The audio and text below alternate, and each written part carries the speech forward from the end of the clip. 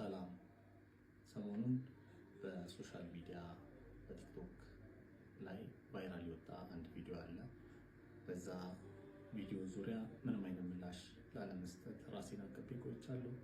ነገር ግን ከዛ ቪዲዮ ጋር በተያያዘ ያልተገቡ ፎቶዎች፣ ከዛም በተጨማሪ ደግሞ ያልተገቡ ምልልሶች እንዲሁም በቴሌግራሜ ከሚደርሰኝ ቴክስት በስልኬ ላይ እየደረሱ ካሉ ቴክስቶች የተነሳ ይህንን ቪዲዮ ለመስራት ተገድጃለሁ።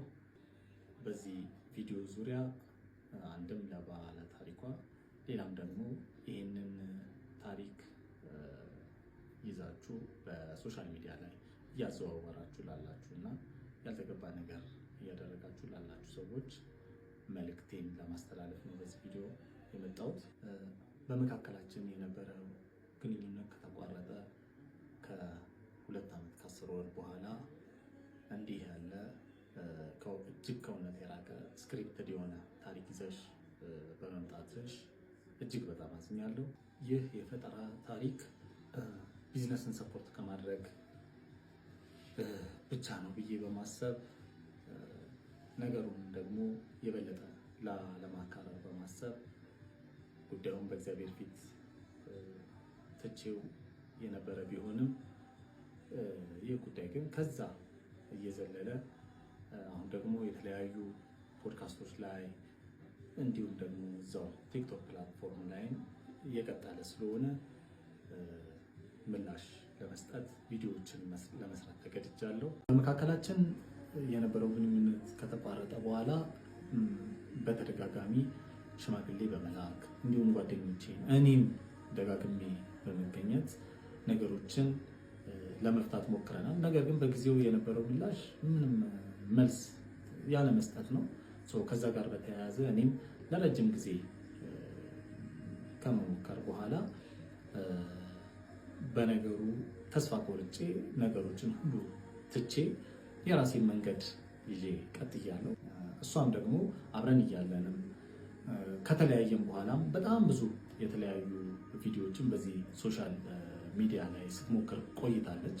ከነዛም መሀል የምታራምደውን ኤክስትሪም ፌሚኒዝምን እሱን በተመለከተ ብዙ ቪዲዮዎችን ስትሰራ ነበረ። ከዛም ቀጥላ ቭሎጎችን ለመስራት ሞክራ ነበር። ከዛም ቀጥላ ከፀጉሯ ጋር በተያያዘ የተለያዩ ቪዲዮዎችን፣ ዌይት ሎስን በተመለከተ የተለያዩ ቪዲዮዎችን እንዲሁም ደግሞ ጌሚንግን ሁላ ጀምራ ለመስራትና ብዙ ፎሎወሮችን ለማፍራት ሞክራለች። ነገር ግን ይህ ነገር አልሳካ ስላላት ይህንን ሴንሲቲቭ የሆነ ኢሹ በማንሳት እና እጅግ በጣም ከእውነት የራቀ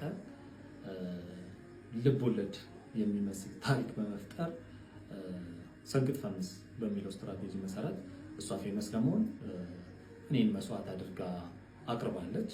በዚህ ቪዲዮ ላይ እኔ እሷ እንዳደረገችው እሷ እንደዚህ ነች፣ አባቷ እንደዚህ ነው፣ እናቷ እንደዚህ ነች እያልኩኝ እሷንም ሆነ ቤተሰቦቿን ለማጠልጠል ሳይሆን ከነበሩ ነገሮች አንጻር እና እሷም በቪዲዮ ካነሳቻቸው ነገሮች አንጻር በመነሳት ለእናንተም ሎጂካል የሆነ ጥያቄ ለመጠየቅ ነው የምፈልገው።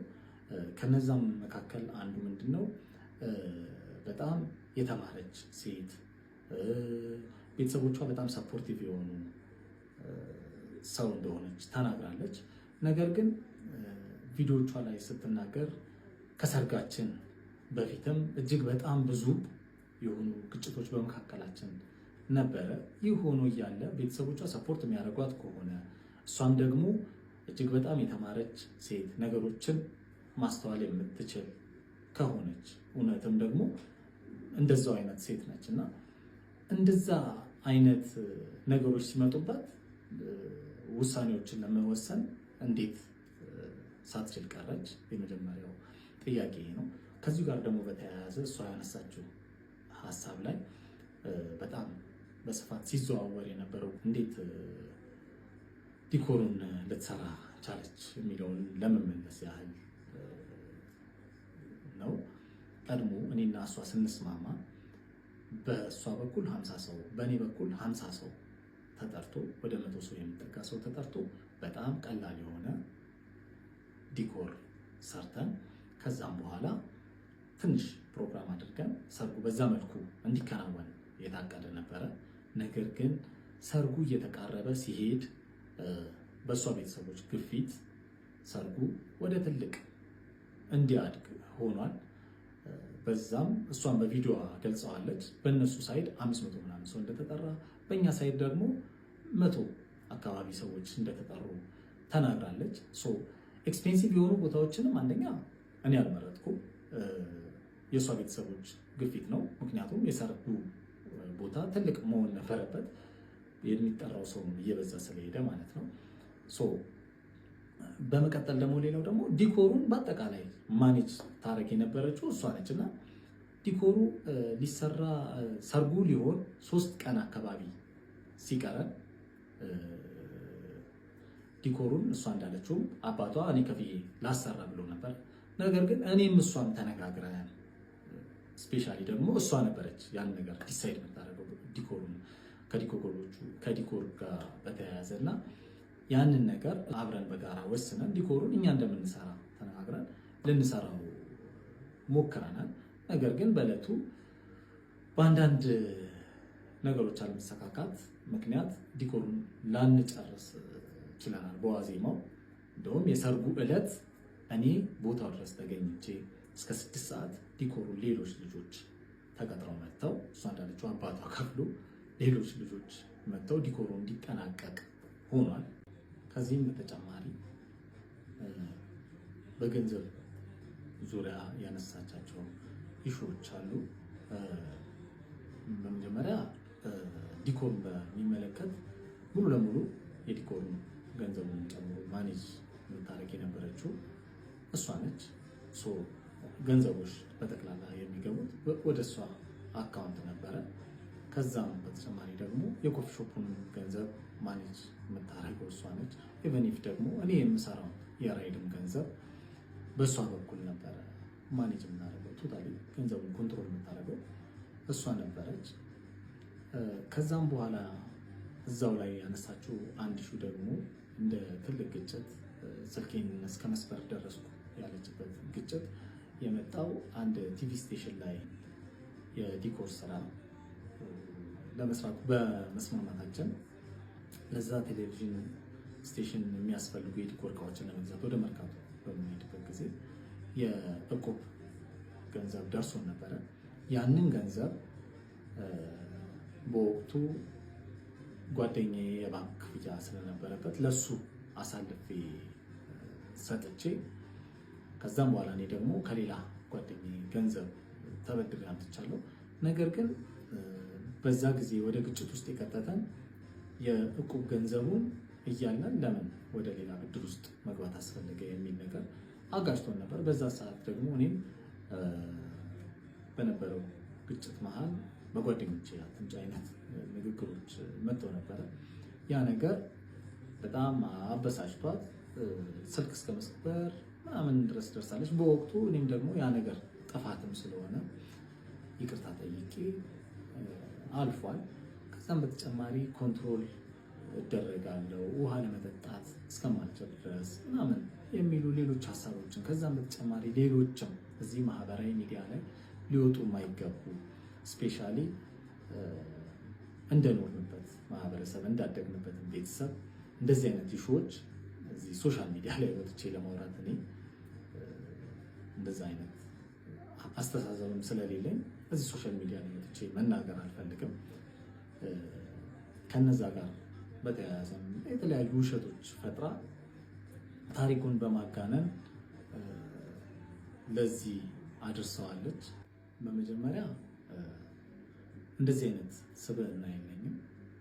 እንደው ነገሩ እሷ እንዳለችው እንደዚህ አይነት አስተሳሰብ ኖሮኝ እንኳን ቢሆን እሷ ከምትከተለው ኤክስትሪም ፌሚኒዝም አንጻር አትቢ አትጠጪ እስከሚለው ድረስ ታግሳ እዚህ ደረጃ አንደርስም ነበረ።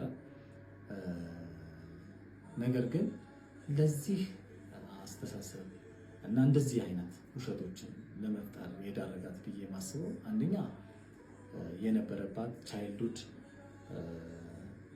ትራውማቲክ ኤክስፒሪየንስ እና የምትከተለው የምታቀነቅነው የኤክስትሪም ፌሚኒዝም አስተሳሰብ፣ ከዛም በተጨማሪ ደግሞ አምላክ የለም የሚለው ኤቲዝም አስተሳሰቧ ለዚህ ዳርጓታል ብዬ አስባለሁ።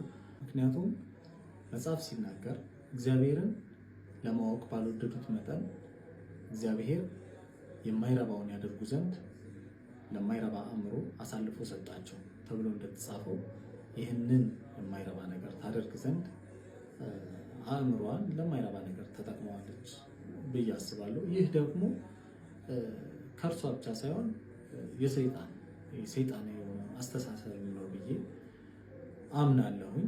ከዚህ ጋር በተያያዘ ደግሞ ነገሩ ይቆማል ብዬ ብጠብቅም ከዚህ ከቲክቶክ አልፎ ደግሞ በዩቲዩቦች ላይ በሌሎችም ቦታዎች ላይ እየተሰራጨ ስለሚገኝ ይህን ነገር ለማስቆም ሲባል እና የስም ማጥፋት ዘመቻውንም ለማስቆም ሲባል ወደ ሕግ የሚሄድ መሆኑን ለማሳወቅ እወዳለሁ። ይህን ሀሳብ ደግሞ ተቀብላችሁ እውነተኛነቱን ሳታረጋግጡ በሶሻል ሚዲያ ላይ የምታሰራጩ እንዲሁም በዩቲዩብ ላይ የምታቀርቡ ሰዎች እውነተኛነቱን የታሪኩን እውነተኛነት ሳታረጋግጡ ለፍርድ ባትቸኩሉ መልካም ነው ብዬ አስባለሁ። ከዛ በተጨማሪም ደግሞ የሀሳቡ ዋነኛ ማስተላለፍ የተፈለገው ነገር ምንድን ነው የሚለው ነገር ከማህበረሰብም አንጻር ምን አይነት ጠቀሜታ አለው የሚለውን ብታስተውሉት መልካም ነው ብዬ አስባለሁ። ምክንያቱም በዚህ ቪዲዮ ላይ ሴቶች ለራሳችሁ በቂ ናችሁ ከሚለው ሀሳብ በተጨማሪ የትዳርን አላስፈላጊነት የሚገልጽ ምክንያቱም ከምታራምደው የኤክስትሪም ፌሚኒዝም አስተሳሰብ አንጻርም እሱንም በሰዎች ውስጥ ማርን በመለወስ የማቅረብ አይነት ነገር ስለሆነ ያንን ነገር ቀድማችሁ ፈትሻችሁ ብታዩት መልካም ነው ብዬ አስባለሁ። እንደዚህ ባለ ሀሳብ ምን ያህል ትዳር ይፈርሳል የሚለውን ለእናንተ ጥያቄውን መተው ፈልጋለሁ።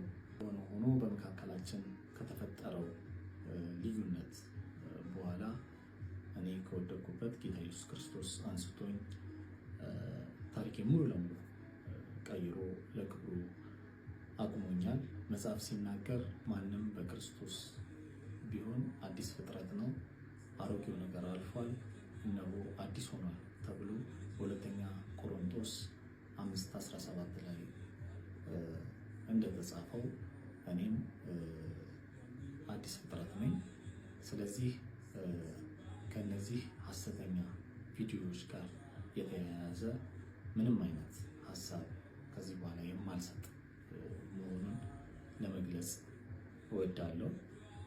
በመጨረሻም በተደጋጋሚ አድራሻዬን ስጠይቁ ለነበራችሁ አድራሻዬ የከበደ ሸክሜን ላራግፍ ከሄድኩበት ከመስቀሉ ስር መሆኑን ልገልጽላችሁ እወዳለሁ። እነሆ እናንተም ሸክም የከበዳችሁ ወደዚህ የፍቅር ጥግ ወደሆነ ወደ ክርስቶስ ኢየሱስ እንድትመጡ በጌታ ፍቅር ጥሪ ያቀርብላችሁ እወዳለሁ። አመሰግናለሁ።